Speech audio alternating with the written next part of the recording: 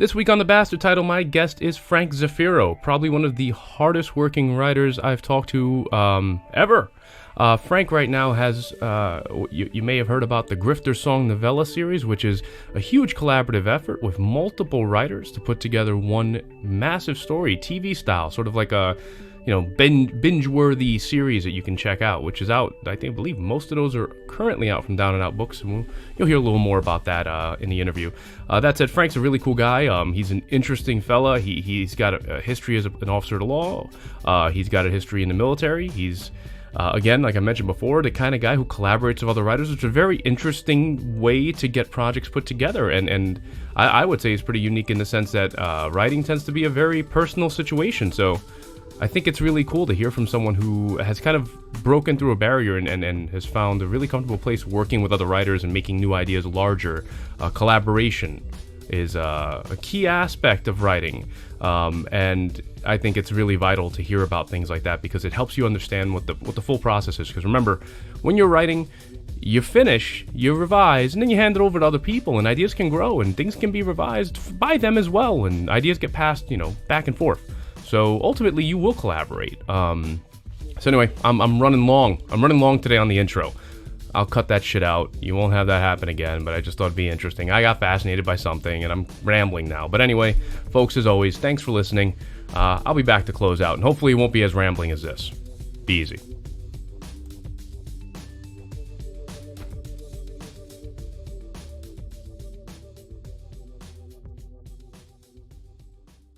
Yeah, I think you're my first interview in like a month. It's been slow. I'm like, I like to fill myself up, and then I'll have like a month to just decompress, and I don't have to talk. Which, if anybody who knows me is listening would be shocked to know that there are times I don't want to talk. Am I coming through okay with this, this microphone? Fine, yeah, it's not a problem. Okay. All so right. How are you, man? I just sound better with the Blue Yeti. It just makes me sound professional. I know. No, things are good. No, things are good. The key to this, Frank, is we're gonna make you sound as unprofessional as humanly possible. That's I'm ready for that. that's the goal of the Bastard Title. How do I get writers to get on and sound horrible? I'm not getting you readers, man. I'm losing you. That is the mission statement. Well, I'm about 2 whispers away from there already, so it won't take much of a nudge. Well, you're busy, man. You've been doing a lot of collaborations, right? You've got a few things coming up. I know you've got, was it the Guns and Tacos set of novellas? Are you part of that? I thought you were. Yeah. Actually, I was there at the inception. I wasn't the midwife, but I brought some hot water and clean towels into the delivery room for it. So. But you've done a few collaborations. I know you've worked with Eric Beetner, who's the laziest man in crime fiction. Up and down. I wish he'd get a job or something. Yeah, he needs to do something. He's what the hell? Yeah, he's ridiculous, sloth.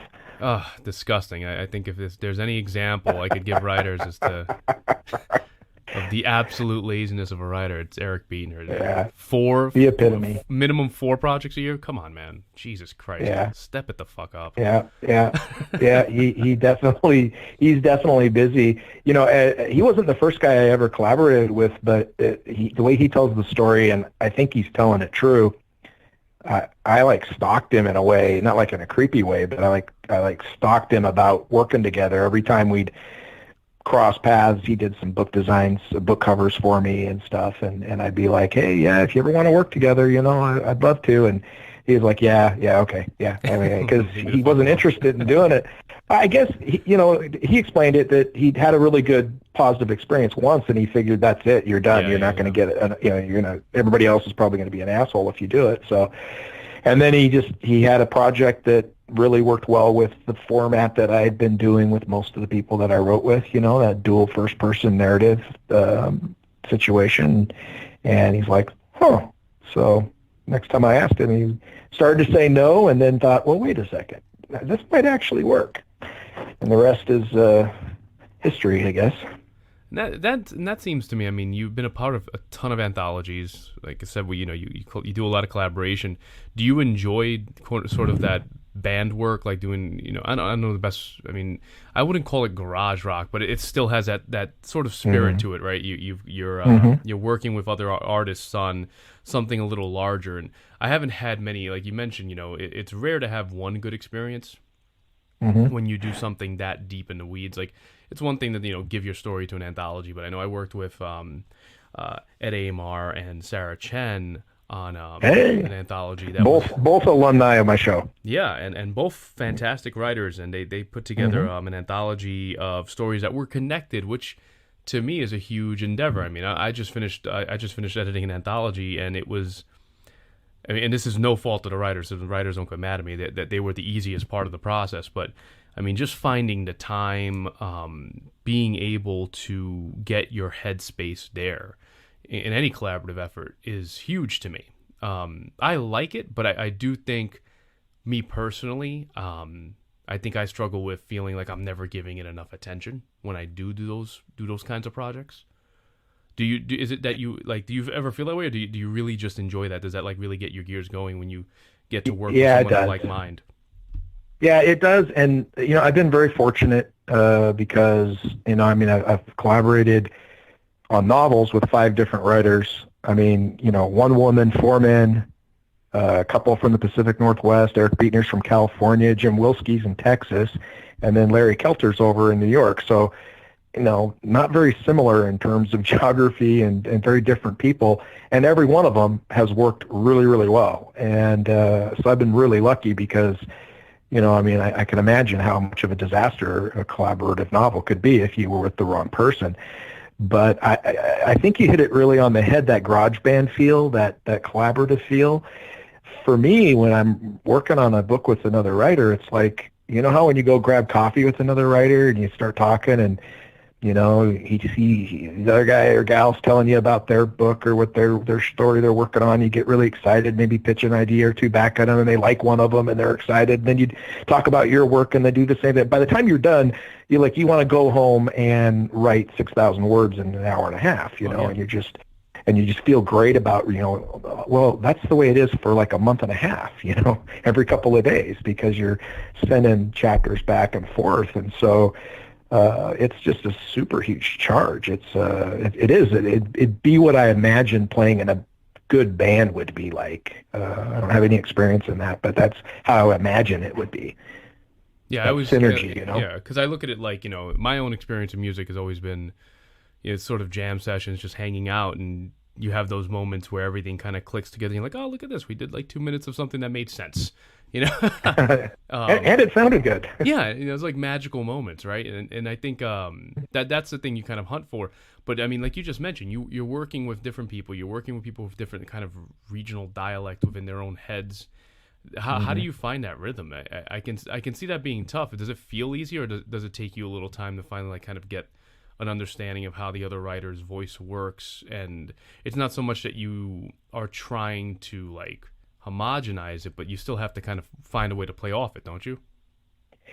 Yeah, I mean, initially no, because the format that the first half a dozen or so books were in was that dual first-person narrative. So there were 2 protagonists, and we each wrote one of those protagonists, both of us in the first person, and then we do alternating chapters.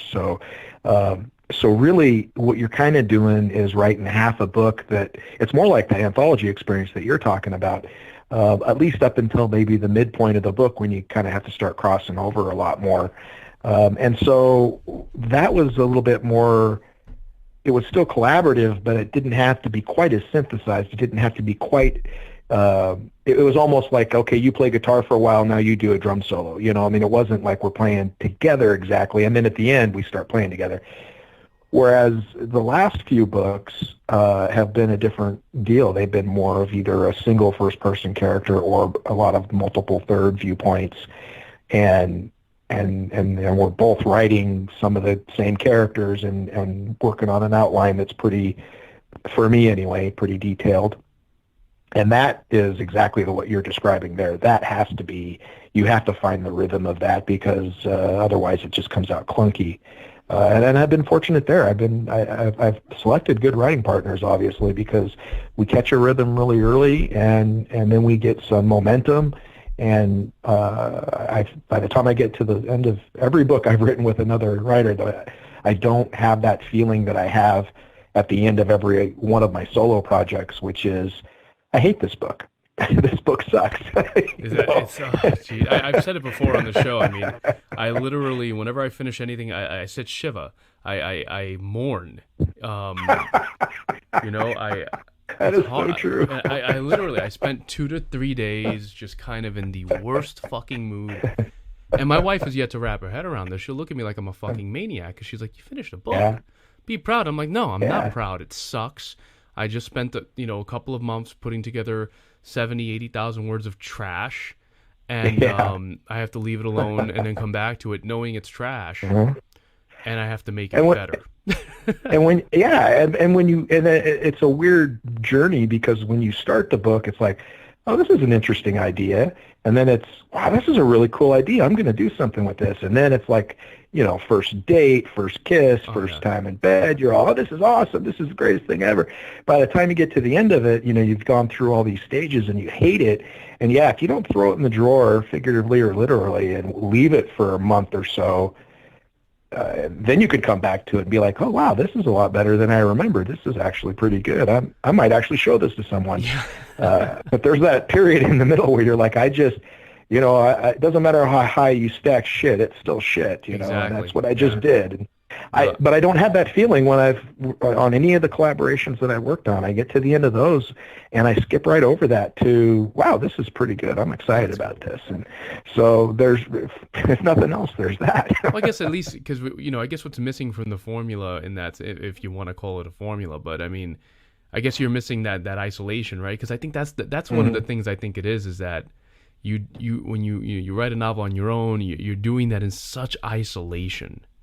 And it's an incredibly bizarre and personal experience. And like you said, you go through all those motions, for me, it's always the first 25,000 words are like sky high. Then you hit 30 and I'm like, everything sucks. I'm the worst, and that's always my hard obstacle. That's my wall. If I could break through that wall, then it gets a little better, but then I'm still, riding that wave, but it's completely inside of you. All of that is just internalized. It's difficult to share that. It's not like you can go in the other room and tell somebody, I suck as a writer. Because they're going to be like, no, you're great, And that's true. You do get that when you're working with another writer. You get the, hey, that was a great chapter. I really liked what you did with whoever there. You also get the immediate, this maybe doesn't work, or let's maybe rethink this. And so before it's like, it doesn't have time to fester and become the pus-ridden wound that it is, that like when you get to the end of the book and you look back on it, you're like, oh, that sucks, that's horrible. If you lance it right away and clean it up, then it's like it was never there by the time you get to the end of the book. Yeah, and that's always that's always the hardest part, man, because, man, you finish that book and every wart in the stupid thing, where you got lazy. Where you were like, I'll finish that later, but at the same time, it hits you. And I always laugh when I had written a project that I had a beta reader for, and the first note they gave me was something regarding a chapter that I did not write and I did not want to write, and I knew I didn't write it, but I knew I was going to have to. And it was the first thing they wrote. It was like, oh, I felt like this was missing. And I'm like, fuck. And it's just one of those moments like, I didn't want to write that. I suck at writing that kind of thing. I felt like I can get away with it, but I knew I couldn't, but I still got this validation from another human. But I let it fester. So, like, at first it hit me like a brick, right? Like, I was just like, and I did it. But I think in your situation, in that collaborative situation, you'd have somebody there who goes, hey, but, maybe we should fill this in. And you don't, like you said, you don't take it as hard, and you can kind of roll with it. Right. And go, yeah. And that I think that sparks your enthusiasm again, right? Because it's an immediate sense of, I can do this over. It feels like I can. Exactly. That's pretty. I think that puts in perspective for me. But in this year, though, you put together a 6 novella collection or series, right? It's the Grifter Song series, a Grifter Song, and it was interesting because you wrote the first, but you edited the rest, right? So these were all people you've collaborated with before or haven't before, but they wrote their own portions to this, and then you edited it. Was there kind of a master plan to this, or did you let the guys like kind of cut loose? Because you've got, what do you have? You have J.D. Rhodes, Lawrence Kelter, you mentioned before. You have Gary Phillips, who's been on the show, wonderful man. Colin Conway, if I can pronounce words right, and Jim Wilski. So you have 6 guys, although really 5 you're working with. You're one of the 6. I'm assuming you find yourself easy to work with. I'm the worst, actually, but I was giving you an out, man. No. But how was I thought that? this was an honest show. How was that experience, though? Like, was that something a little different since you weren't really? Yeah. You were just editing, right? Like, this is. No, well, it was weird because originally I had this idea for the premise, and I was just gonna like write one novella, write about 4 novellas, release them about once a quarter, do that for a couple of years to, complete the meta arc, and call it good, and use it that way. But then Gary Phillips, he had an idea for a serial novella anthology, and invited me to pitch an idea to him as one of the contributors. And I hope that still comes to fruition. I know there's talk about bringing it back around because he had put it aside for a while. But the idea that he had just hit me right in the face that it would be a perfect fit for the format for a Grifter song, rather than me write 12 episodes or 8 episodes or whatever, do two seasons of 6 each and have 10 other writers take part. So give Gary full credit for that, and then that's one of the reasons why I asked him if he'd be part of a Grifter song, was kind of as an homage to, hey, this is halfway your idea, at least in terms of format. And so, yeah, I created a pretty detailed series Bible to let people know what kind of where the meta arc was going and what the parameters were, kind of like a TV show. You can't kill either character, things, guidelines like that. And just told them that I kind of want it to be in different settings all across the country, because they're on the run from the mob, so they're not going to stay in one place for very long. Plus, they're ripping people off, so that's a good reason to leave town too. And then I let them go with it, though. Beyond that, and if you look at the descriptions of all 6 episodes, you'll see they're pretty wide and varied, and they just ran with it. And then I did act as editor in terms of, they sent me the story, and I did a little light editing. I didn't really have to do too heavy of a hand at all. Mostly continuity stuff, like, hey, in J.D. Rhodes' story, this happened, so, this can't happen in your story because, they're mutually exclusive, so let's make an adjustment here, and just that kind of stuff for the most part. And it was fun. And then I got to go out and recruit 5 more people for the second season. So I saw you that was fun too. You have Eric Pruitt, who's always one of my favorites. Scott Eubanks, Asa Maria Bradley, Holly West, which is really cool. I think this might be Holly West's first long form like noir, which is awesome. And Eric Beatner, that lazy sack. And then you're closing it out, right? Right. Yeah. And that is tentative. The publisher said he said there's really no reason why it has to end.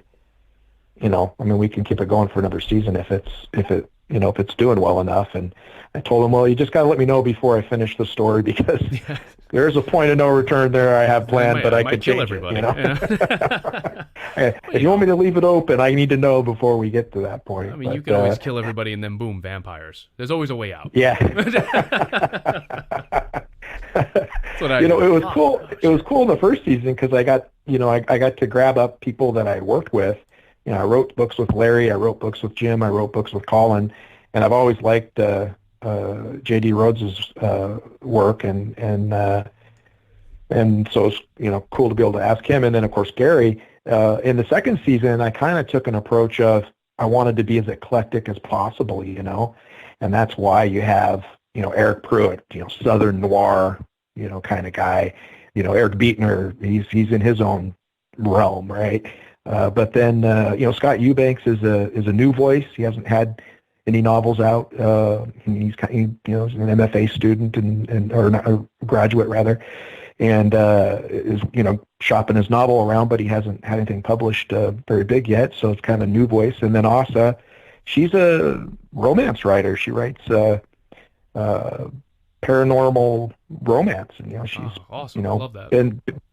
Been the equivalent of an Edgar Award nominee in the romance world. She has done pretty well there. And then Holly, she writes a completely different than, even though there's a little romance in there, that's a lot different than what Asa writes. So I figured those eclectic voices would kind of keep it fresh. Yeah, and that's the thing, right? You get an interesting perspective from people who write predominantly in other genres, which I always enjoy. I love the idea of kind of like taking that and seeing how it gives you something a little new, even if it's common tropes, because sometimes you can pull something interesting out of it. I always appreciate it. I had the opportunity to write some sci-fi, but I kept it very me. I tried to write it sort of in the same vein as I would write a standalone noir story with first-person scumbag protagonist, but you try to weave in the other genres elements, and it's possible. And it was fun because then I got to play around with some ideas that I was like, oh, as I was going along, I went, oh, you know what? I can screw with this. I can go here because I'm not writing in the confines of hard-boiled noir where you have to be a little more realistic. You don't have to be outright super realistic, but no, you know what? This is sci-fi. There's aliens. I can totally make a spaceship come out now. Like, instead of Chekhov's gun, I can have Chekhov's UFO. Laser. Yeah, and it was a lot of fun because it gave me that opportunity to kind of start small, but then as you write it, you get a little braver. And it gives you like that, it gives you that enthusiasm again. And I have to wonder, like, so with this novella series, I'm seeing that I assume that it's kind of like. You mentioned, you're working with writers that you hadn't worked with before. I mean, is it that you found some courage because you've had so many collaborations that you're kind of like, oh, I can do this. I can swing this. It's not a big deal. Yeah, I definitely think that having a positive experience with 5 different writers on book length, works definitely just made me pretty much, completely willing to try. I mean, I didn't know Holly when I asked her to be part of the anthology. I met her at VoucherCon. I knew her for like 10 minutes, Yeah. And I was only peripherally aware of her work. I mean, I knew what it was when it was set, and I had read a sample, and I had a couple other people vouch that that it was all like what the sample was. It wasn't, oh, you got the best sample and everything else sucks. It was all good. And so I was like, this is a perfect addition. It's exactly what I'm looking for. And it's a female voice, which I don't have any of in the first season. And since the 2 main characters, are a man and a woman, I thought, I'm not saying men can't write women and vice versa, but it's nice to get some diversity in there, some variances, and and having a couple of women on the roster for season 2 made me pretty happy. No doubt. And that, like, you get that perspective in and you can have some fun. And Holly rocks. I mean, 10 minutes is pretty much enough. That's all the time you need to want to be Holly's best friend. I adore Holly. Holly's one of my close personal drinking buddies when I do. Oh, really? Oh, yeah. I got to talk to her quite a few times there at Left Coast Crime just a couple of weeks ago, and all she did basically was cement the idea that I made an inspired choice. She's pretty funny too. She's hysterical.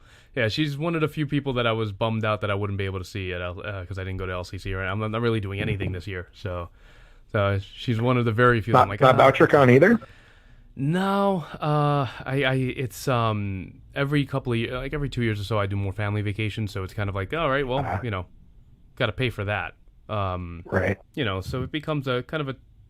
It used to feel more like, oh man, but now it's like, not a big deal. It makes the things I do go to more fun. So it is what it is. But well, and you've got a pretty decent footprint in the community too. So if you're not there at VoucherCon, you're not going to be forgotten. No. You got I got noticed plenty on of Twitter. people You're noticed. Got plenty of people to love me. Got plenty of people to hate me, and it's still going. and I do what I can to nurture both sides of that because I don't mind. Yeah. It's all publicity. Yeah, it is what it is. I one of my key joys in life is knowing exactly who dislikes me and knowing damn well that I'm not changing. But yeah, it's the convention circuit's always fun, and I mean Holly was like one of the first people I really befriended at Left Coast Crime in Portland, which was my first writing convention actually. Oh wow. Yeah, and it was a fantastic time, and I love what Left Coast Crime does. It was a bummer not to be able to go to Vancouver, but I had a work trip, so it kind of worked out in my favor. I would have been very upset if I'd booked everything and then work was like, you got to do this. So it is what it is. But yeah, but to your point, you bring up a good point, and just something if anybody's listening that's new to writing, and I think it's been talked about before, these conventions are not the worst thing in the world when it comes to networking and meeting writers, and like you said, meeting Holly and seeing that at the end of the day, wow, this is a great fit for this project, right? That's a really cool thing. So I just figure, throw it out there that these conventions are actually worth the time in different ways than people think. I think sometimes. Yeah. Go ahead. No, go right ahead. All I was going to say is that I think there's something to be said, because we're such social animals, for that face-to-face contact. I mean, we're talking here, and you and I get along really well, and you were on my show earlier, and I thought we had a great discussion, a great rapport. But I guarantee you that would be deepened significantly if we had a beer together at the bar at a convention. It's just the way of it. And I'll tell you that my buddy Colin Conway, the guy I write with, came to LCC, and it was his first conference, writers conference. He'd been to a lot of other kinds of conferences, real estate conferences and stuff. And he recognized how different it was. And I had told him in the past, the thing that is so cool about these conferences is that you go there, and everybody there, minus the 0.05% assholes that show up everywhere, the overwhelming majority of people there, they're predisposed towards liking you. They want you to be successful. They're interested in the same thing you're interested in. You're geeking out on the same stuff. Yeah. And everybody is thrilled about the opportunity to geek out to that stuff, and they support each other and everything. I mean, you feel like you're there with your tribe. It's very tribal. Oh, yeah. And I don't know about you, but I don't feel like that too many places in this world, and that is definitely one of them. Absolutely not, man. LCC Portland was a huge. I mean, I was at the time. What was this? This 3-4 years ago. So I was 36. Blew my fucking mind. In my entire life, I'd never had a moment like that where I was like, "Whoa, okay, I'm on the same wavelength with like 90% of the people in this room." Mm-hmm. Yeah. I had an hour and a half long conversation about Doctor Who with Chelsea Kane. I had, it's like these moments of really cool moments of like meeting everybody across the spectrum, and nobody was an asshole. Nobody was acting like they were better. And we all bonded over dumb crap and beer. Yeah. Yeah. And sometimes, and the funny thing is sometimes you talk about craft and you talk about ideas, but a lot of times you're just talking about stuff. Oh, yeah. And all the craft discussion and everything happens at the panels, but there's just so much bonding that goes on, and everybody's. The thing that really strikes me about the writing community is just how generous everyone is of themselves. They're willing to help you out. They don't think it's a zero-sum game. And that's what impressed Colin so much when he went up there. It was like, when he goes to real estate conferences, it is a zero-sum game. If you make the deal, I don't make the deal, so I lost money. Yeah. Well, people can buy your book and my book, or and somebody else's too. Yeah. And so let's talk up your book. Let's get them buying your book, and then by virtue of being mystery readers, they might stumble onto mine, and who knows? But if they don't, at least they read yours, and that's awesome. I mean, that's kind of the attitude that people have, and it's very different than some of the more cutthroat communities that are out there. Well, there's that mentality. I have someone that actually approached me for advice because they were thinking of trying to get published, and I told them, I was like, even if you're unpublished, try going to a convention, even if even a little one, just kind of go to readings, look up local bookstores, see if they're hosting anything. It's okay. It's okay to lurk. It's just kind of learning the ins and outs. And realizing that, the most writing communities aren't cutthroat. It's not like you're doing, real estate or car sales, No, I've met one or two writers that treat it that way sometimes. And they got to hustle. And, I can respect the hustle to, so long as you don't start screwing with me. I don't care. Mm-hmm. But I think that mentality doesn't make a lot of sense. Going back to the whole concept of the how solo and how personal the writing process is, I think the sales process is completely the opposite. Mm-hmm. You cannot be a one-man army, excuse me, when you're trying to sell yourself. Because I think over time, maybe it works if you're loud for a while, and then I think it starts becoming really apparent that you are kind of just your own best cheerleader. And, if you're not trying to let the rest of the water up for everybody, what's the point? It doesn't make a lot of sense to me. I think, like you said, boosting each other, it gives me satisfaction. I like seeing the people I like on a personal basis and on a writerly basis, because I think those can be completely separate of each other. And I still have happiness. I don't know. I like seeing people succeed that, I've heard maybe the seed of an idea 3-4 years ago and I see it happening now. I'm like, that's fucking cool. That still like inspires me. That still like blows my mind. I love seeing that. I love seeing a person I know that they told me some random thing. Like, I think I'm working on XYZ. And I'm like, holy crap, XYZ is coming out and it's going to be huge, Or it is huge. Yeah, or it is. And that's really, I love that. I love that crap. Yeah. It's the best part of the plenty of room, right? Yeah. There's plenty of room. Like, I mean, your book, Hell Chose Me, is completely different than Charlie 316, my book that's coming out in June with Colin. Yeah. There's plenty of room, but the same person could read both and dig both of them. But there might be people that aren't into procedurals, but they'd love Hell Chose Me. So, I want to be able to say, well, you don't like procedurals, what do you like? Oh, I like stuff that's a little quirky or darker or, like funny dark maybe. Huh. I know a guy. Yeah. Check this out. And when you're done with that, Richie Narvaez, he has one too. And then when you're done with that, go check out Todd Robinson. Yeah. And then be able to do that for other people, and satisfy, a reader's desires too. I think it's something that you don't see in every profession, like you're saying. Yeah, and that's the thing, right? I've done that a million times where I've even told people like, oh, check out this book. I think it's really your style. I think you'd really dig the voice. I think you'd really dig the way the writer puts things together. Because, and it's kind of cool because I have people now that listen to me because they're like, oh, well, you write, how this stuff is put together. And I'll tell them, yeah, if that's the kind of storytelling you like, I know somebody. Mm-hmm. I know somebody that has that kind of voice or has a certain quirk to their style that you would really dig. And I always enjoy that too because I always like to ask, like, well, why did you like it? Because for me, I don't know about you, but if I know the writer, I can't help but hear when I read their books in their voice. Yeah. Which is a problem sometimes because it's like this is not the voice that this book should be read in.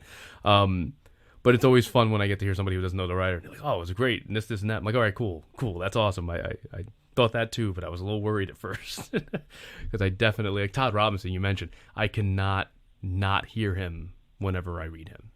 And this is also I could see that. I mean, I see the man every fucking week, basically, but yeah, it's definitely difficult sometimes. Where I'm like, I gotta, and even though his Boo and Junior novels are very much him. They're not that far removed from him. Yeah, I mean, it's not. It's not that far removed. But then there's other stuff that I've read, and there's some other stuff he's put together. I'm like, all right, I got to separate Todd from this, which is usually, I think, my only complaint when I know writers is like, oh man, sometimes I got to separate you from the genre. But yeah, I have nothing but high praises for those things and collaborative efforts like that. I think it's super cool, and I really do think a lot of writers should do it more often. I think, especially new writers, I think it's a really good way. It's almost like workshopping in a weird way, but I do think it helps you get a really good perspective on your own quirks, on how you read, how you look at people's writing, and how, especially when you work as an editor, you stop me if you think I'm off the rails, but I think in my experience, this is my first time ever doing it really, even though Shotgun Honey, that was much smaller in scale in some ways because you're reading small stories, and we really didn't, adjust things. But, doing the anthology I'm doing now, I thought what was interesting was learning how to respect the writer on a very new level. You know, and I think that was kind of like, it was interesting because it wasn't like I was going to give notes as if this is a beta read or this was some kind of like thing to be rebuilt, that this was something I had to respect your voice, I had to respect your vision. I have to help you make it the best version of that. Exactly. And that is, I think, the mission of a true editor, is to take the intent and the voice and the style of the writer and to help it be the very best at being that, as opposed to those people who will edit who are essentially trying to rewrite the story in their voice or to their liking or whatever. And that's really how you can tell if you've got a good editor working for you, or not. I had a huge learning lesson because the anthology is it's Latinx anthology, so every writer is Latinx. And one thing on a personal level I've always done whenever I write Spanish, I italicize it. And most people do. I had one Any writer. foreign language, right? What happened? Any foreign language, right? If it's not English, it's usually the style format. So I had one writer, he emailed me back. He's like, I don't want you to do that. And he gave me his rationale. And I sat on it, and I was like, man, not for nothing. You're right. You're 100% right. And it doesn't change the way I'll do it for my own personal writing, but I sat back and I looked at the entire project, and I said, you know what? No, he's right. And the mission statement for this project is more in line with his opinion. So I'm not going to italicize a single word of Spanish in this. And in the whole anthology now, or in his piece? I did the whole damn thing. So there you go. And he made me... That's some influence on his part. Yeah, and it was definitely a different way of looking at it. And it made me kind of take a step back because, like you said, I had to kind of separate myself as a writer. My writer self could not be in the room. Because that guy will poison the well because he's going to try to take over. And I had to just kind of like not even be a reader. I had to just really look at this from a... you're sort of like almost like a building inspector, right? Like after the house is built, I have to come in and say, okay, this is all right. And, this maybe not isn't entirely right, but you have to adjust this. Like, not that you have to tear it down, not that you have to add, not that you have to do, you have to adjust. You have to, maybe you missed a nail here, or, you should have spackled this. It isn't that serious. And it doesn't always have to get done. I could be wrong, and I had to accept that too. That was huge. Yeah, I think that is a very mature and very intellectually progressive way to approach editing, and frankly, I think it's the right way. I don't know that it happens all the time, but the fact that you changed the style of the entirety of the anthology, based on the input from one of the contributors, I think that speaks well of how you played that role as editor. I think the reason writers accept editing generally is because they know the editor's on their side. It's easy to accept criticism if you know the reason they're criticizing is to help you be the best you can be. It's different when someone's trying to cut you down. Oh, yeah. But you don't see the reverse very often. You don't see the editor basically being edited. If you think about it, that's what happened to your anthology. But right? It became, the question was the respect of that wish, right? And understanding, the purpose of the wish, what he wanted out of that. And, when I had pitched this to the people who were involved, I said, I want this to be unapologetic. And I realized, the italics are generally used to separate the words so that people stop. And it's always been my belief that that's fine. Because you kind of want, and I always figure, well, that's a good way to denote things and make people notice.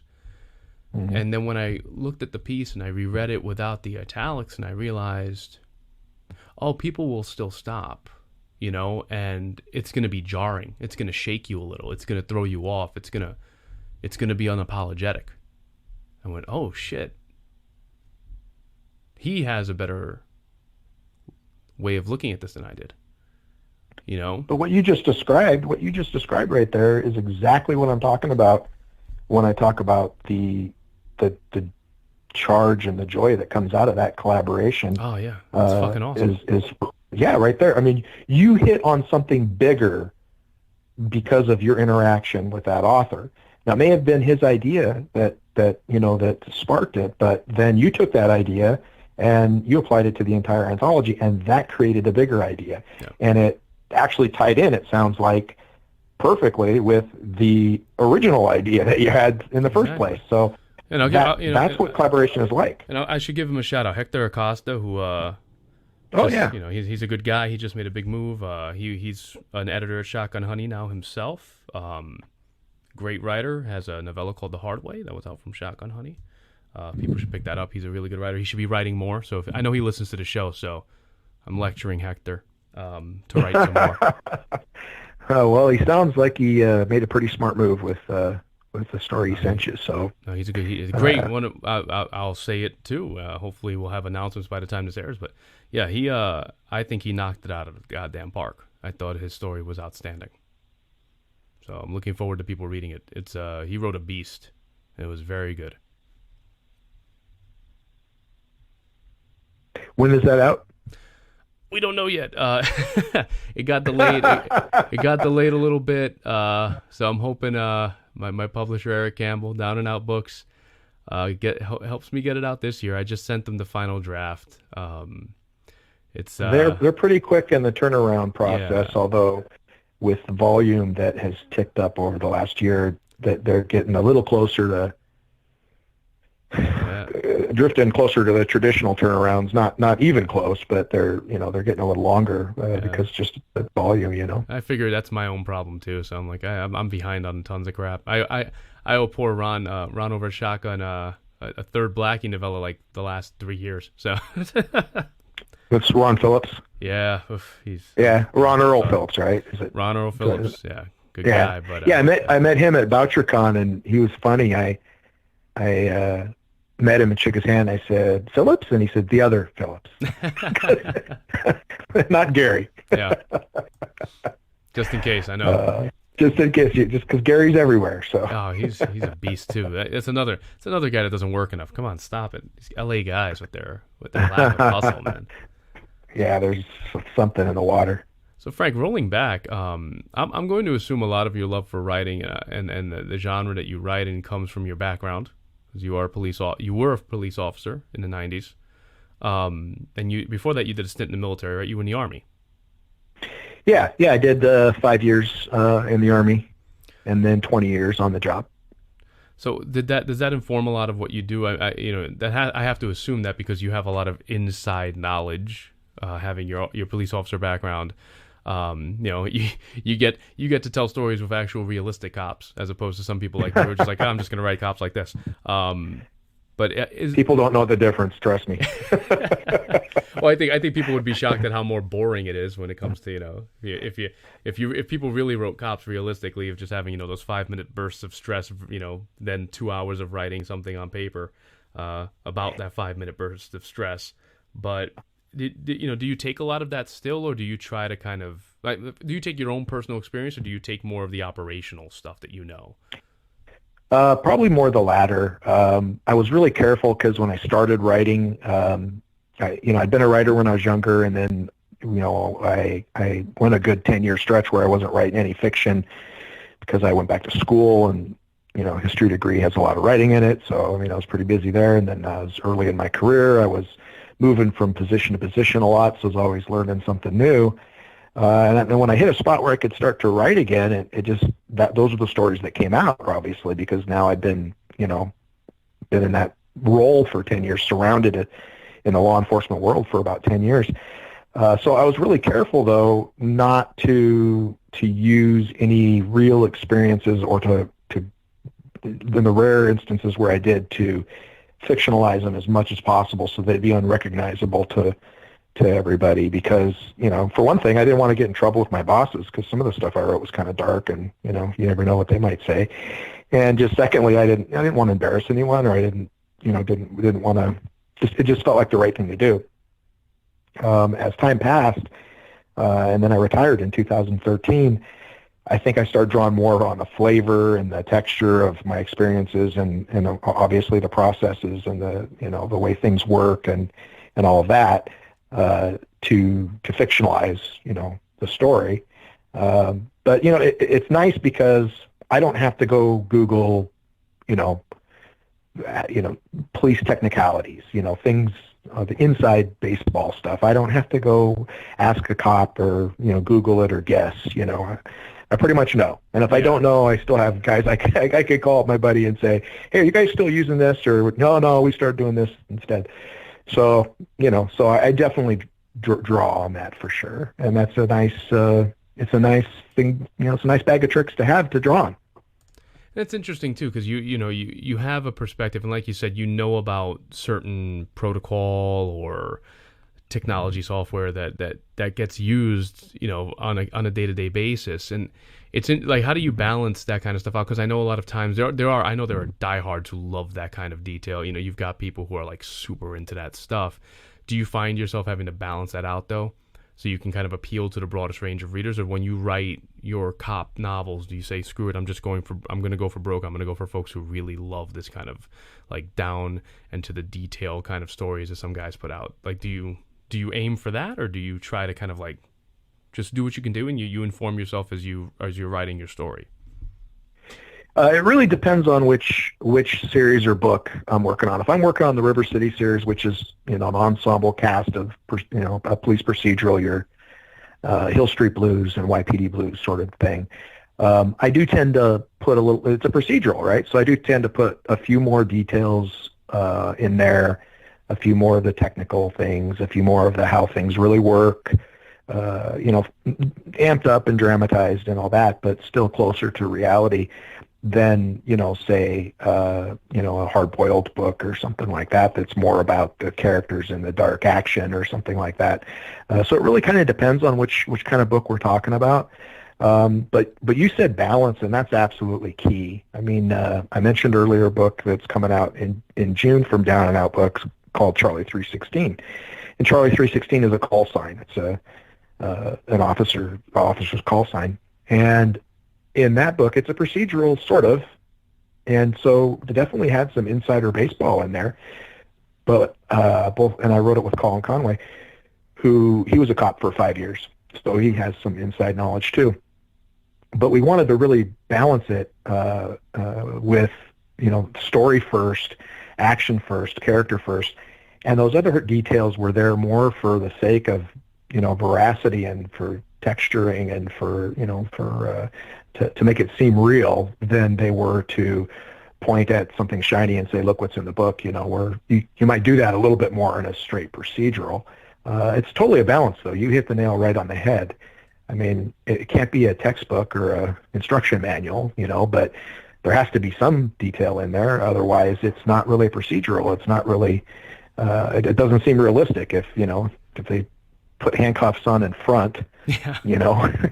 And people are going to go, what? And you know how it is. If you lose your reader for any reason, a typo, a what the hell moment, anything that breaks that fourth wall, unless that's your whole book is, you breaking the fourth wall, then, you lose them. That's it. You lose so much credibility if that happens. And so I think it's a pretty fine line, like you're talking about, that balance, making it seem real, making it seem true, but not overburdening the reader with technical details. Yeah.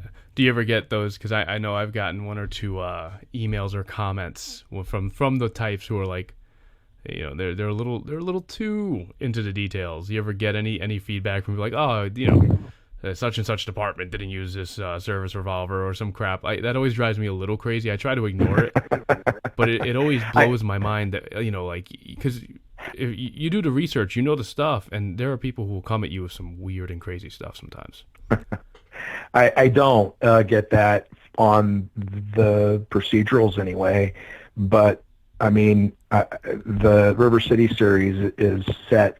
The first book's in 1994. The one I'm working on now, the sixth book, is in 2001. And so these are all right in the wheelhouse of the time that I worked in my career there. So, I lived it, and they're set in River City, which is a barely fictional Spokane, Washington, which is where I served. And so I don't want to throw the challenge out because somebody will pick up, 5 books and eagerly await for the 6th so they can find something that's wrong.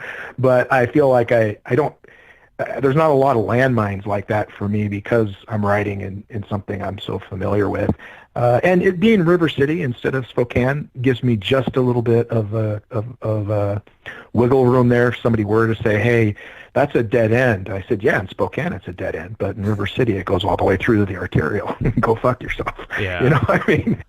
So I haven't had that happen yet. So far I've had 2, and they were hysterical because it's always interesting to me because from that perspective and trying to appeal to all the readers, you know, I think a lot of people, the people who get really the wonks, you know, like the detail wonks, they forget that, you know, you got to bend it a little sometimes, you know, for the sake of the entertainment. You don't want to bend it too much, especially like you said, if you're writing a procedural, you can't bend it so much, you know, depending on the genre. If you're writing like a sci-fi procedural, then go to, you know, Jesus Christ, do whatever the hell you want. Well, you still have to. There's still rules you can't bend, though, Yeah. right? I mean, there's has stuff to be, you got to be careful of. If you're talking about a future cop, there's still the letter of the law. You know, you either define it at some point, or if you're working off the idea that folks are going to assume not much has changed, then yeah.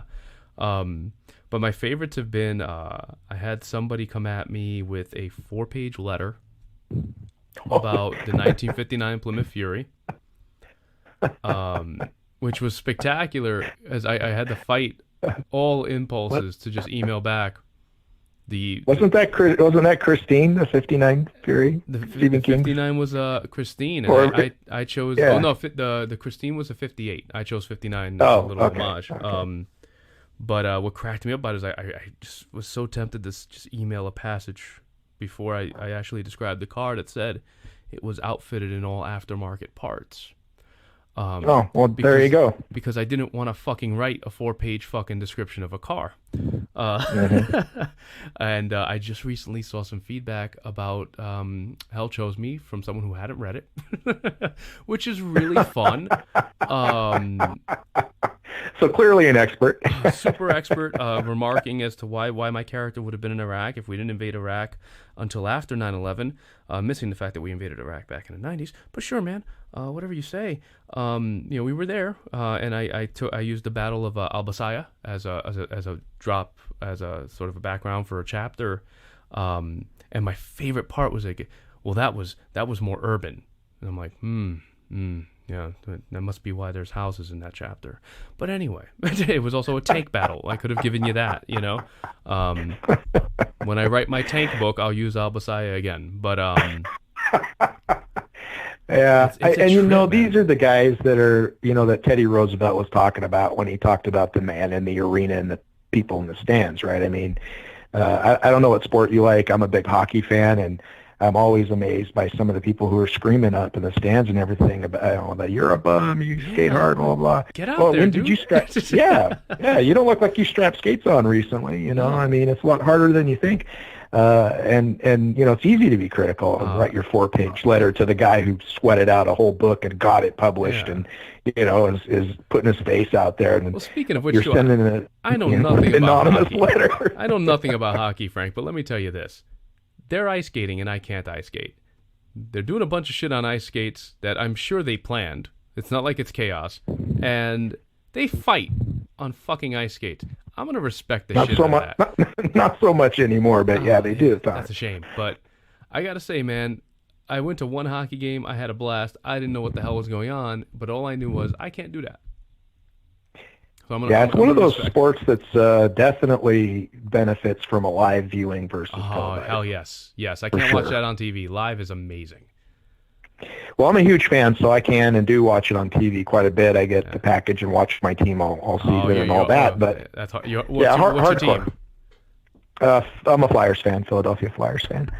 Oh, okay. But are you originally from the East Coast? No. I'm from Washington State, and I live in Central Oregon now. But I didn't get into hockey till I was maybe like 28 or so, and so I, you know, kind of didn't really have a team, and they had the Flyers on like ESPN or whatever quite a bit, and then the real reason, though, I think I finally got hooked into them was that my oldest son, he's probably 5 at the time, he was playing NHL '98 on my computer, and I would play him sometimes, and he would always be the Flyers, and he would kick the shit out of me.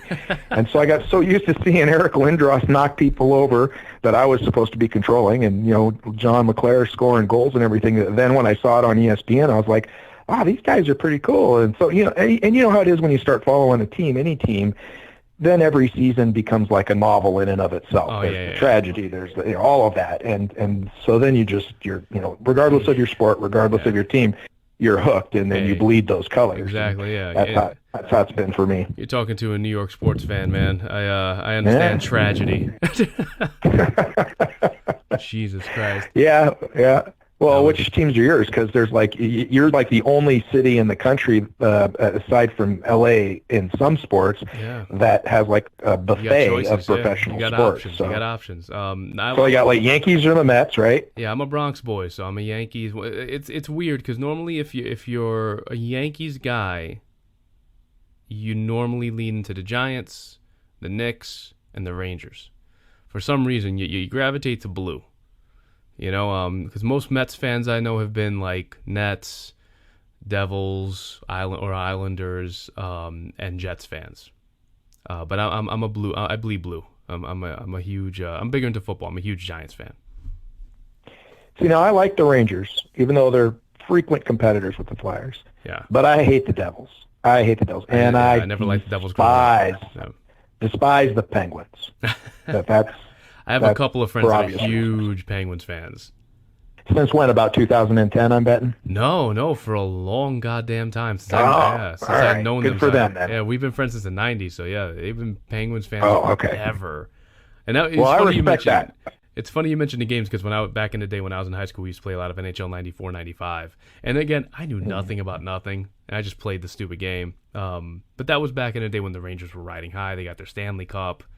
I was a little bit of a bandwagoner on that front. I was always a suffering Yankees and Giants fan, though. And I shall not speak the Knicks' name because the Knicks made me fucking geez. Well, yeah, hey, if you're not feeling that way, you're not a true fan. I mean, fucking Christ. I've been married for about 10 years now to my wife, and we were childhood friends as well. But when we got together after living apart most of our lives, when we finally got together, she didn't really know anything about hockey. She'd watched football and basketball in the past, but she likes sports, but she's not crazy about it. So I got to teach her the game kind of, and it's funny now because we'll be watching the game and she'll see stuff that I'll miss. She'll be like, that's a bullshit hooking call. That is a bullshit hooking call. He didn't even, that's fun. And she'll catch it before I do. So I'm like, yeah, baby, I love you. Yeah, I don't have that. My wife never really cared. And I don't blame her. She cared only when the Giants were in the Super Bowl. That was it. Well, that's the only football game I tend to watch all year too, so I'm a pretty bad football fan. Well, no, the best. She asked me like maybe a handful of years ago. She goes, "Did Plaxico Burress still play for them?" I'm like, Jesus Christ, what? It's like he shot himself and went to jail, and nobody ever heard of him again. What are you talking about? She's like, "Oh, I liked him." I'm like, "Yeah, of course." Yeah, she likes the bad boys. Huh? She lost interest when Michael Strahan retired. She was like, "Oh, he was the only one worth a damn." I'm like, "Okay." He's got a great career in television. Apparently, I think that's a shared sentiment among many women. I think Michael Strahan was a draw, and the Giants lost him, and everything went to hell. But it's funny. I've kind of, I think it's funny because I think the writing eats up more of my time, so I don't really pay attention as much. But I don't. I normally now I think the most I'll watch is a little football, a little baseball, nothing crazy. I like going live though, like you said, like being there is a lot more of a fun experience than watching. Well, and the TV only shows you certain things at certain times too, and when you're there, regardless of what sport, but hockey in my experience, there's stuff that happens behind the play that you don't get to see unless they decide to show it on a replay or something. But sometimes they never do, and you can see a greater percentage. You've got a wider view than what you're getting on TV, even with today's TVs. And so you can kind of see plays develop and stuff like that. It's awesome, man. the speed is what's amazing for me at the hockey games. I mean, I remember the first Flyers. I've been to one Flyers game, and it was when I was in Pittsburgh. I was after I retired from law enforcement. I taught leadership, police leadership, nationally throughout the U.S. and Canada, and I was in Pittsburgh for a couple of 3-week sessions, and Flyers were coming to town. So I got on StubHub and grabbed a ticket and went to watch the game. And watching some of the players who on TV, a couple of them, they look kind of slow. They look kind of plodding on TV. Jesus, I was like, that. No way is that Matt Reed. I mean, the guy he looked like he just got shot out of a cannon, and he's one of their slower players. And so it just the speed of the game just doesn't completely translate onto the screen. And I got to think that football's similar in that respect, although they do a better job of broadcasting it just because of the way it's set up. The only issue with football live, though, is you still feel the commercial breaks. Yeah, you still see that like, oh, clearly we are in commercial because nobody's doing anything over there. They're sipping Gatorade and toweling off. Yeah, but the last football game I went to, I took my little boy. He was only 3 or 4, and he was so not interested in the game, but he was super interested in the Jets cheerleaders. So I was like, all right, this was worth the money we spent. Well, some of those, like I used to take my younger kids to the hockey games in Spokane, the WHL games, which is the juniors, 16 to 20-year-olds. It's the premier league for that age group. They put on a good show in the arena, and the mascots running around and stuff on the Jumbotron board and everything, and they were always interested. My daughter didn't care about hockey at all, and I guess got 6 months ago I went up to visit and told her I was taking the youngest boy who played hockey and loves hockey, hey, I'm taking Nico to the Chiefs game. She's like, oh, can I go? I'm like, why would you want to go? She never liked hockey at all. She loved it. She loved the presentation of it. She just loved the production of it, the crowd and all of that. And it's kind of a neat experience for kids. I think it's sensory overload for them. Oh, yeah, but, 100%, yeah. But you know what? It loops back around. This is all connected, Frank. You got to be there. You got to go do stuff. People listening to the sports talk are like, oh, fuck, these guys listen to sport. They're just talking sports now. It's turning the mic into Mad Dog. That's a deep New York reference. But no. It all goes back. Being there is better, man. So if you're a writer, go. Be there. Be present. Even if you didn't write. God damn it. Hate that. I didn't have publishing credit. Who gives a shit? Go, talk to people, learn, right? It's the same thing. Like you said, you go to a live game, you learn a little more. I'm pretty sure if I went to more hockey games, I'd figure out what the hell was going on. Pretty quickly, especially if you went with somebody who knew the game. I mean, it takes one game and you're up on the major rules. I got to do it. But you bring up a good point, right? Because I don't know about you, but I even when I'm collaborating, I'm writing by myself. I mean, I don't sit at a typewriter with my co-writers, and it is a very solitary, super solitary sort of thing. But what are we reflecting? We're trying to reflect a version of real life, and I've noticed that, like about a year and a half ago, I quit teaching and focused on writing full time, which has been wonderful. It's been better than wonderful.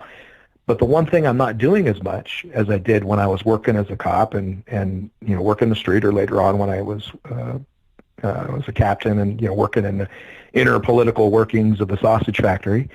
Or when I was teaching, going out on the road, is I interacted with a ton of people, and how much even just subconsciously you pick up from those interactions, those little moments, the quirks of how people do or say things, or a particular feature, or a way somebody wore a particular shirt, or just weird shit that you like collect, and it finds its way out into one of the stories that you're telling at some future time.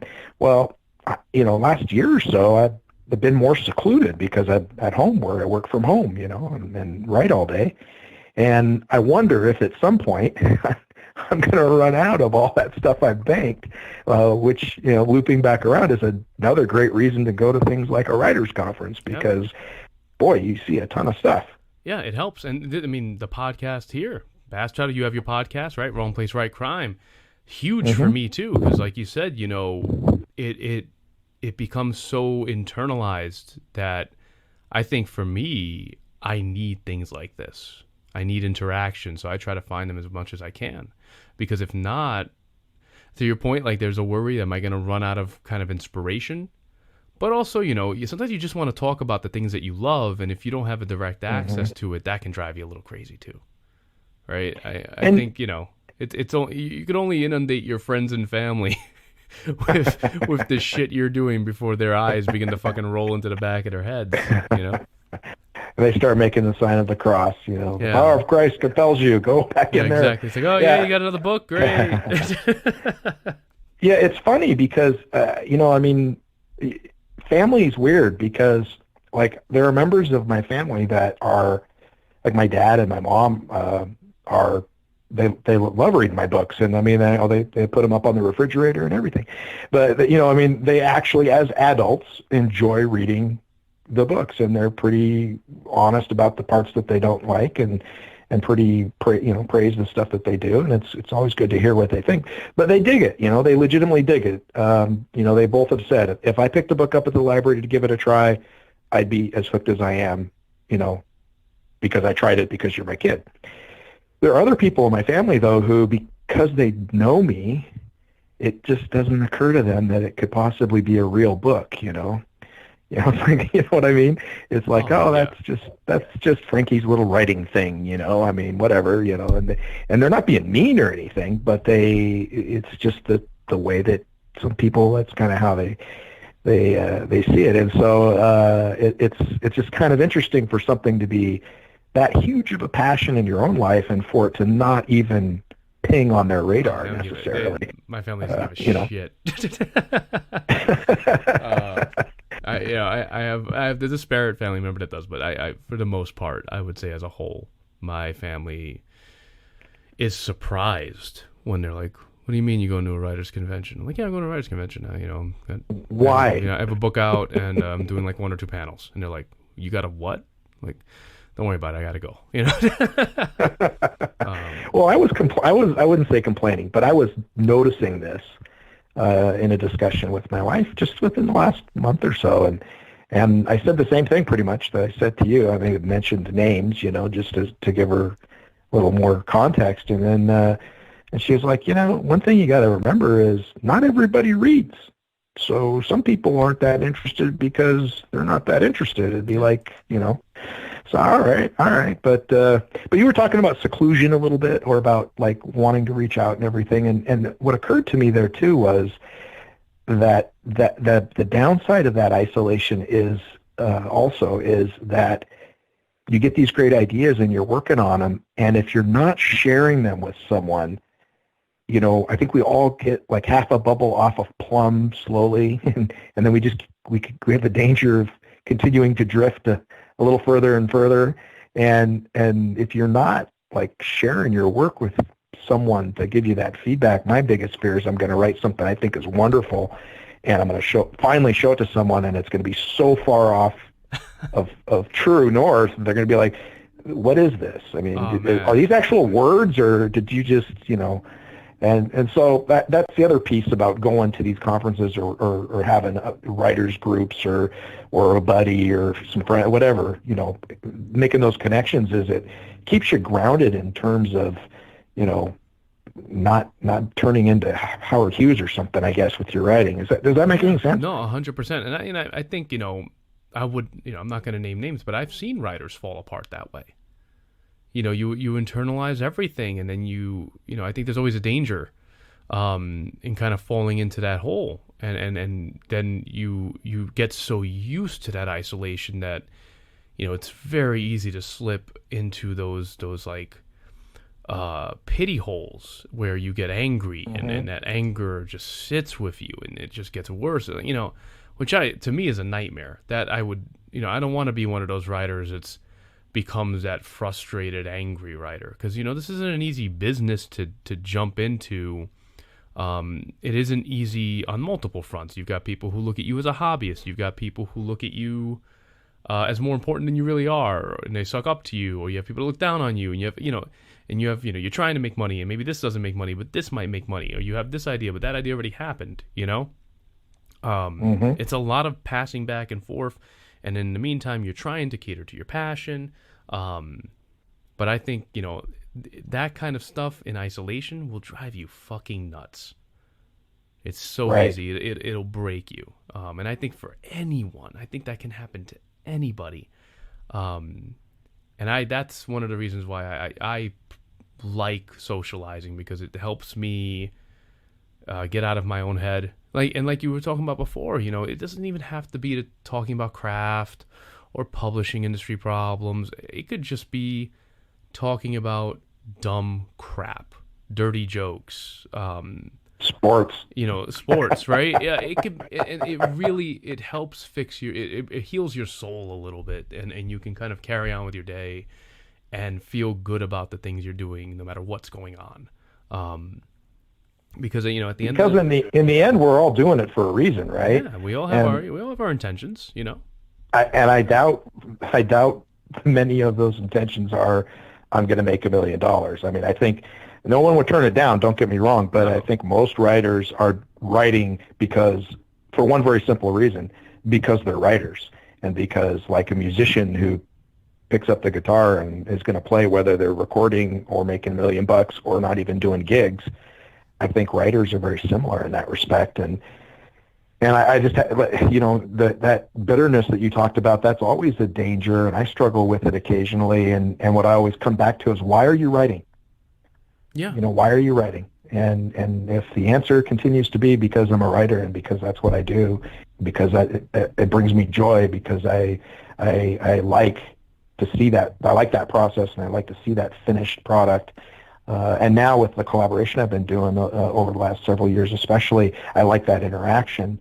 Then, if 5 people buy that book or 5 million people buy that book, the only difference really should be in my bank account, and that's it. That's the purest way of looking at it, and it's hard to stay on that constantly. It's Yes. almost like that's the ideal that you strive for, but it's there, and Yeah. that's the reminder, right? And I think nothing worth pursuing isn't going to be effort, right? You've got to. I think a lot of times people get into this and think that there's going to be a moment where bang, easy street. And I don't think. I mean, I would say unless your name is Stephen King or J.K. Rowling, and I'm sure they have their own stresses. Absolutely. But what we think of as easy street is not common in this business. It's super uncommon. It's the 0.001% of this business. Mm-hmm. So I think it's setting your expectations, and it's not wrong to strive, but at the same time, like you said, I mean, I just want to work. I just want to do the writing, and it's fun. And for me, like, so long as the writing remains fun, I know I'm not broken. Mm-hmm. Even if the writing is stressful, because I think sometimes the stress is fun, because then you overcome something, and that feels wonderful. Then again, we might just be dopamine junkies and we get our hits, but you know, It could be. yeah, it That could be could be. that But I too. mean, it's art, right? I mean, Yeah. I know it sounds pretentious as hell because it's not Venus de Milo. It's not, the Sistine Chapel ceiling. It's not War and Peace, whatever. But at the same time, that's what it is. It's art. It's as much art as, a singer singing a song or a sculptor sculpting a figure or something.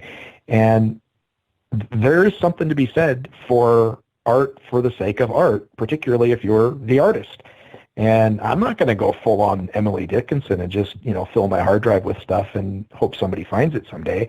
But at the same time, I'm not selling 1 million copies a year. I'm not selling 100,000 copies a year, and I'm still writing, and I will continue to write. And I think a lot of writers have that same sentiment that, I write because I'm a writer, and if I get lucky, and I'll tell you honestly, when I think about hitting it big, the one thought that occurs to me is how cool that would be, because I'd have 5 people I've written books with, and if my book suddenly became super popular, that means almost assuredly theirs would be as too. Oh yeah. And then guys I know would be asking for blurbs so I could help them out, and people, I mean, that's almost the most exciting thing about the whole concept of what if I hit it big. You get a little more of that ability to do the things for the community to help grow the thing that we're also loving, right? Because, to write in your genre means you love your genre. Mm-hmm. And even if you hop genres sometimes, you still love genres. I may write crime, but my first love was horror too. I love doing that stuff. But yeah, I mean, that's the opportunity, right? That success leads to that opportunity to help grow a thing that you love that made you love writing. It's kind of a beautiful little Ouroboros thing going on, right? And I think that's the way it's supposed to be. And I might change my mind. You give me $1 million, I might be like, fuck all of you. But Yeah, I'm not saying money. There's anything wrong with money, but at the same time, it has its own pitfalls. I mean, yeah, if you and taxes if we went off, yeah, for sure. But if we went offline and named some names, I'll bet we'd come up with some of the same names. But there are some bigger names out there who are selling a ton of books because they're popcorn, cotton candy, easy to read beach novels that have name recognition. That if you pick it up out of the blue and look at it for craft or whether it's a good book or not, you would pretty much say this is shit. This person either isn't getting edited or whatever. That could be a pitfall of being super successful, is nobody tells you that you just wrote a shitty book. I guess I'm willing to take that risk. Yeah. They might make a shitty movie out of one of your books. I mean, you mentioned Stephen King earlier.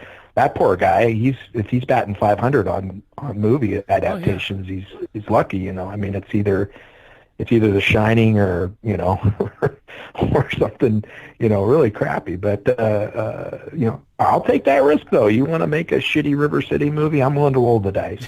Fuck it. But it isn't about the money, right? No. It isn't about the money. It's even in that scenario, it's about more interaction, more like, okay, that's somebody viewing my book, and that's another reader reading the book, and that's exciting. Yeah, it's a thrill. It's a form of validation, which is its own currency, but at the same time too, I mean, that money, especially for, I know full-time writers, I know writers who write as they're living, and that the purpose is to continue writing, right? Sure. That money is there to ensure that you can continue doing what you're passionate about. That's what that is. And, a guy like Stephen King, who's still, working his ass off, I'm sure he gets a little assistance. I'm not dumb, but he's still hustling. He's still got his movie deals. He's still, they're remaking his movies left and right. It's something that you have to be enjoying it if you're still doing it. Well, and he is, in my opinion, he could stop pretty tomorrow. masterful. He could stop tomorrow. Oh yeah, his legacy is set, right? He doesn't have to worry about that. But he's a good writer, and he's a damn good writer, and he does write different genres. I mean, sure, he writes horror, but I mean, the books that he wrote. I actually prefer his crime. Yeah, the Mr. Mercedes, I think, is the first one in that trilogy that he wrote with Hodges, I think. Bill Hodges is the guy's name. And I dug his Bachman stuff, too, before that got outed. I really dug his Bachman stuff. And then you got The Dark Tower, which is total sci-fi horror mashup with some fantasy thrown in. I mean, that fourth book is basically a Western fantasy novel. I mean, I never read them, man. I couldn't get into the first one. Yeah, maybe give it another try. Maybe one day. Fantasy and I have a weird relationship. So. Do you? Well, it's more sci-fi, I think. If you ever listen to audiobooks, that might be a way to give it a try too, because the guy that narrates those is pretty fantastic. Frank something, I can't. Mueller, I think maybe is his name. He did like the first 3 or 4 of those, and then tragically died in I believe a motorcycle crash, and wasn't able to finish the series. But he's a fantastic narrator, a fantastic voice talent, and he did a really good job with those books, I thought, and really made him even better than they were on the page in some ways. I'll check it out, man. So, dude, again, I know you don't have a lot going on. We can, because geez, you guys are just so freaking. You make me feel like I'm busy. You guys make me feel like I'm the laziest. But you mentioned you got Charlie 316 coming out this summer in June. I think that might be around the time we've got this popping up. That's with you and Colin Conway, right? Yeah, that was actually an idea that Colin came to me with, that he pretty well had broad-stroked out. But he was looking for some more police experience to inject into it. He wasn't quite sure with some of the things he was going to tackle if he had the experience base for it. And I got to tell you, I'm really glad that he did. I think I'm having the most fun I've ever had working on this series with him. We're just getting started on the third book in that 4-book arc. That's fantastic, man. I'm glad to hear that. And you've also got another River City coming out this year, right? Yeah, I'm working on the 6th one now. I'd hoped to get it out in the spring, but other stuff kind of got in the way, and now I kind of have to coordinate with the Charlie 316 release and stuff. So it'll be out before the end of the year, and then the 7th one will be out end of the year or early next year. And you got the Grifter Song series, the novellas, with again you leading the pack with J.D. Rhodes, Lawrence Kelter, Gary Phillips, Colin Conway, as we mentioned, and Jim Wilski. And then season 2 out next year with another set of vagabonds. Man, Eric Prude's leading the charge out of the gate guy. there the next season. That fucking guy. I love Eric. Well, you said vagabond. Yeah, he's. I love. Well, his style is wonderful. He has one of my favorite voices writing right now. I think he has phenomenal voice. I just read What We Reckon and finished that, and that was pretty powerful stuff. Yeah, and you've got your podcast too. So Wrong Place, Right Crime, and that's on all the platforms like here, SoundCloud, Spotify. You're on Spotify. I'm not on Spotify. You're cooler than me. No, you can get on easy. Just takes five minutes. 5 minutes and doesn't cost anything. They'll take your RSS feed. So I'll figure that out at some point. But you got that, and you have 2 different versions of your episodes. You have quick episodes like the one you and I did, and then you also have longer form episodes too, right? Yeah, exactly. I was doing monthly ones that are very similar to what you're doing here, and because I like that far-ranging conversation where you can talk about whatever comes up. But then I was not getting. I mean, I was wanting to have people on the show, and I was booked out 8 months. Yes. And so I figured, well, I'll use the short form to be able to talk to more people, and then those open and shut episodes are basically like. Hey, how's it going? Let's get to know the writer for 5 minutes, and then let's spend another 5 minutes or so finding out about this new book. And so it's almost like speed dating instead of having a longer relationship. I think that's really cool, and it was a lot of fun when we had people check that out. I think what were we? We were in February. I can't remember. It was earlier this year. Let me look. Earlier this year at some point. Oh, you know what? January, I think. Far along. Could have been. It was for Hell Chose Me. So. It was for Hell Chose Me. It was January 9th. January 9th. January 9th. So you folks can check that out, the January 9th episode. I am charming as hell on it. It's so alarmingly charming. But yeah, man, I always like to close out with a rote question. I got one for you. See if we can ruffle some feathers, because I like to bother people. But in our genre, crime, your procedural, hard-boiled, noir, whatever you want to go on, what's your least favorite trope? What's a trope that you're kind of at your wit's end over? It's one I'm guilty of, but the alcoholic cop, who it's that whole mini, like it's not just a single trope. It's like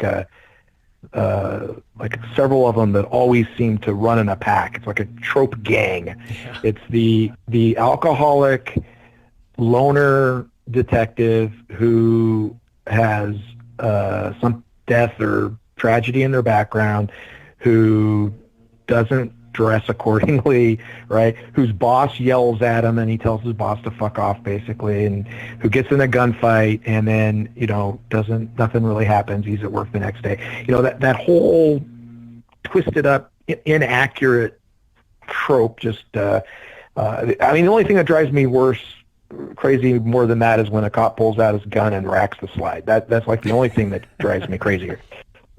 And I guess it's just because and I'm guilty of it. I've done it. I've done it, and it's the visual, right? Because that's a cool visual. Sometimes it's a pretty badass visual. It's not realistic in any way, shape, or form. Pretty badass. Visual. Well, I've never done the slide rack. No, I've never done that. I mean the gang of tropes. I've done that gang of tropes. Yeah. I mean, if you pick up, people feel it's familiar, right? Yeah, that's exactly it. Right, it's exactly, and then people accept it. Yeah. They accept it even though it's completely inaccurate. And one of the things I try to do, specifically in the River City books is I try to show the humanity of the cops. I mean, I was one for 20 years, and I saw from the inside who these people were.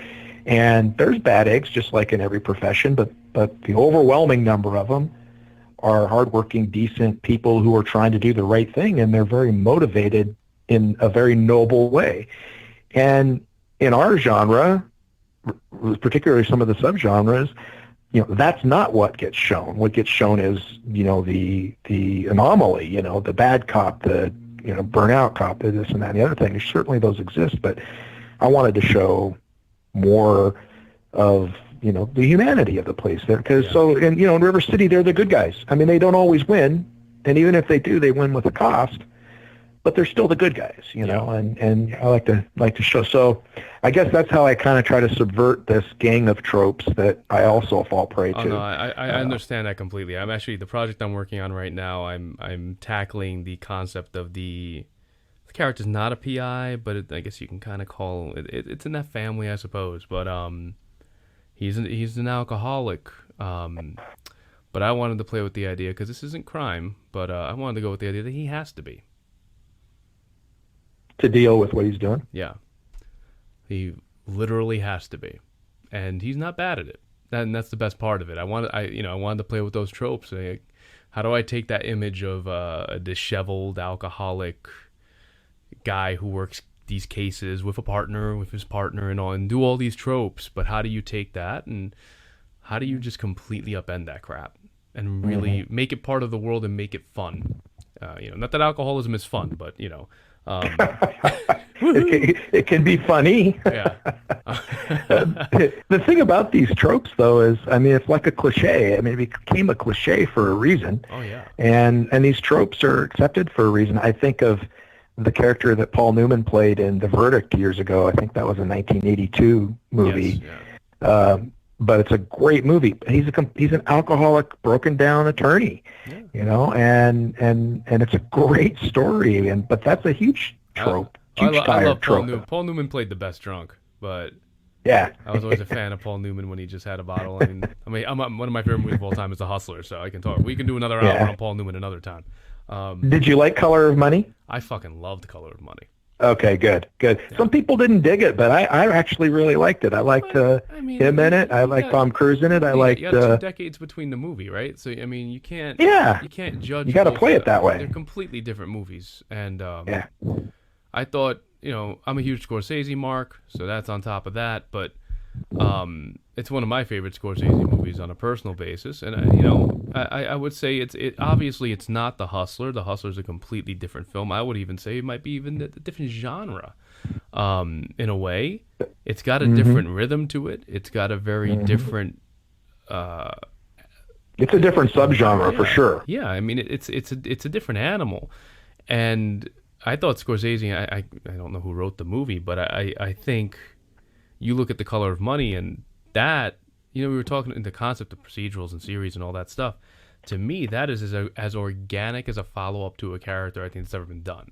It felt right that, Eddie Felson, would move on in life and have this normal kind of boring life, right? And kind of but definitely in sales. Right? He's a salesman, but then, he kind of accidentally stumbles on, even though spoilers, you find out it wasn't so much an accident, but he reinvigorates a passion that had died at the end of The Hustler. And I thought it was a fascinating look into the idea of what it is to fall off the wagon, what it is to discover yourself after something that you loved destroyed you. And maybe even discover the love of a thing when it was still kind of pure to you. I thought it was fucking brilliant, Like I said, we can go for many more hours. Well, there's another theme there, too, I think, that I wouldn't have picked up on when I was 18 or so when it came out. I mean, I'm 50 now, and the theme is, smacks me right in the face, and it's that idea that, hey, there can be a second act. Oh, yeah. There can be, you're not done, because you're 40. You're not done because you're 50. No. There's more. You can still be more. You can still do more. And And that's what he discovers in that movie, you know, in the face of, you know, blinding talent and youth. Yep. He still discovers that. And so I think it what's was great. funny about that is you look at the bookend of that is he kind of discovers why, I forget Jackie Gleason's character's name in the original. Fats. Fats. Fats, Yeah. wasn't it? He kind of learns why Fats beat him. Experience. Mm-hmm.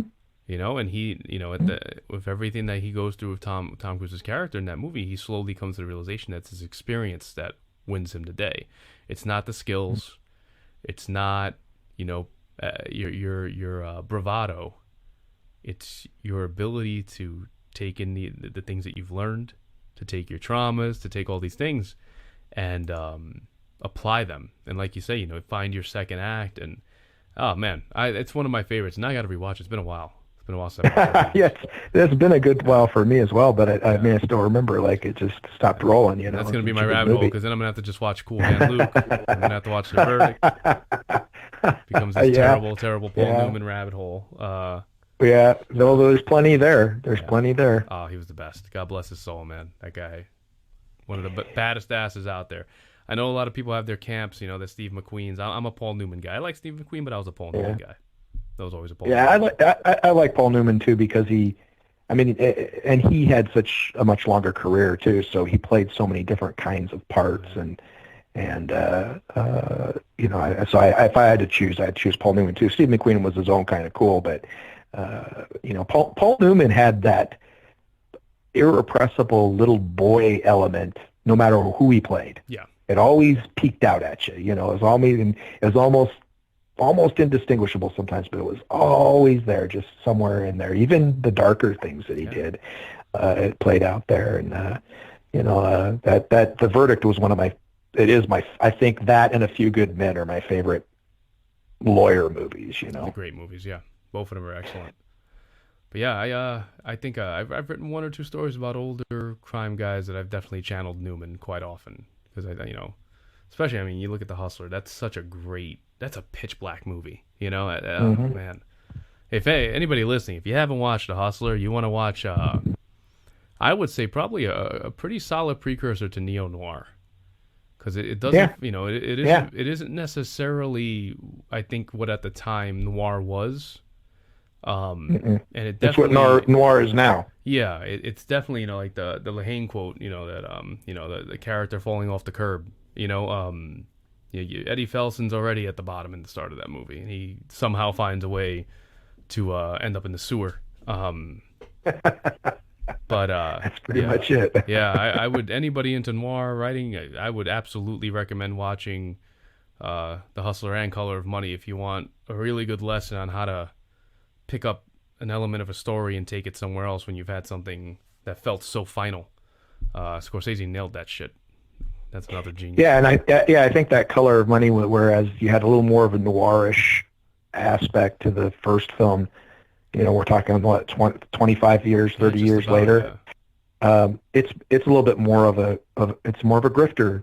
You know, it's more of a con. A little more glamorous, sort of right? movie. It's got a little bit of that neon filth that the 80s had. Mm-hmm. You know, and Tom Cruise was awesome in that movie too. So was Mary Elizabeth Monsantonio. She was really good, and she's a very talented actress. I know we're going way off script here, so I won't go down that rabbit hole either. But let's not get into Scarface, Frank. Let's not. Let's not. No. But have you ever seen the movie Limbo? No, I have not. You know who John Sayles is? He wrote the one with Chris Christopherson and Matthew McConaughey that I really like too. It's a police novel. Lone Star. Oh, okay. Have you seen Lone Star? I have seen Lone Star a long time ago. Okay, same director. Anyway, Mary Elizabeth Monsantonio is in Limbo, and it's a very different kind of movie. If you decide to watch it, promise me you'll watch the whole thing, because you might not dig it for the first half, but then it takes a very interesting right turn or left turn, depending on how you want to look at it. I always enjoyed her work. Yeah. And she sings in it too, and she's got a hell of a good voice. I mean, she's good. I mean, it's her singing in the movie, and she's, you know, does a couple cover songs. She's got some pipes. I'm a pretty well cultured guy. I saw her in Man of La Mancha about a decade ago, and she fucking. Oh, really? She killed it. All right. Well, she kills it in this too. Yeah. There you go. A little something people learned about me today. I went to go see Man of La Mancha, and it was fucking excellent. I am a big fan of Man La Mancha, so there's another thing. But yeah, man. So you thanks for coming on the show, Frank. I appreciate your time. Thanks for having me, man. No It's been doubt, great. man. Sorry about the technical snafus at the front. We'll make sure. I'm going to leave those in so everybody can hear you. They can have like good 8 minutes of us trying to talk to each other. That'll be fun. No editing on this show. Yeah. This is raw.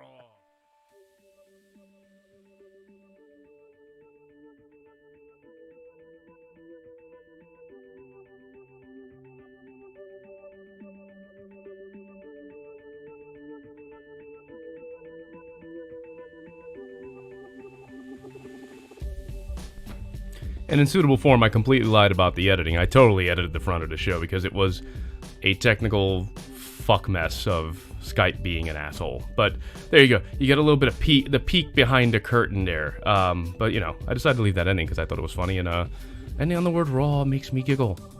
That said, folks, if you want to find out more about Frank and his writing and keep me from saying the word raw, again, you can go to frankzafiro.com. You'll find information on him, his books, and all the craziness he's up to. He also has a podcast, as he mentioned, on our talk, and you can check that out. That's called Wrong Place, Right Crime. It's an interesting podcast. He does like short burst interviews and long form interviews, so you can check that out. You can get that everywhere you will normally find a podcast, iTunes, Stitcher, all that great stuff. I believe on Spotify as well. That said, folks, this week, as always, what I like to do, lately, a new thing I've been trying has been checking out what the local charities are for some of our writers. And Frank being over in Oregon, I ended up bumping into something really cool called the Dreaming Zebra Foundation, properly Oregon kind of name. They're based out of Portland. But what's really cool is they're working in the interest of promoting greater access to the arts for children and young adults, which I am all about. So what they do is they help kids get access to arts programs, to tools, to actual art supplies. It's pretty freaking awesome. I think it's worth checking out if you've got the time. You got a little extra scratch. Give kids access to the arts. They need it, and nothing is, in my mind, is more beneficial to kids than the arts. You can't starve them of their imagination. So that said, folks, go to dreamingzebra.org and you can find out more about the mission there and see what you can do about donating. If you're local, maybe you can volunteer. Some cool shit. Anyway, folks, as always, you can find yours truly over at angellouiscologne.com, or you can find me on Twitter. Hit me up at goshdarnmylife. Again, we're closing out another episode. Another year has started at the Bastard title, folks. If you listen, drop a review. If you like me, pick up a book. I got Hell Chose Me. I got a bunch of other shit. I write a lot. If you like the writer I spoke to, please buy their books. Just give us all your money. I'm sure you're not doing anything with it, so we can use it. I promise you, I will buy so much beer. I'm sure that your mortgage, whatever, man.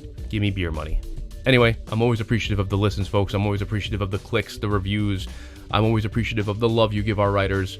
I'm always appreciative of you. Look at how wonderfully culturally new wave we just got here. I don't know, new agey? We're very fucking granola? I don't know. Anyway, I promised I wouldn't ramble, and I fucking did. Because that's what you get from me, lies. Folks, as always, thanks for listening. Be your best selves, and yeah, peace out.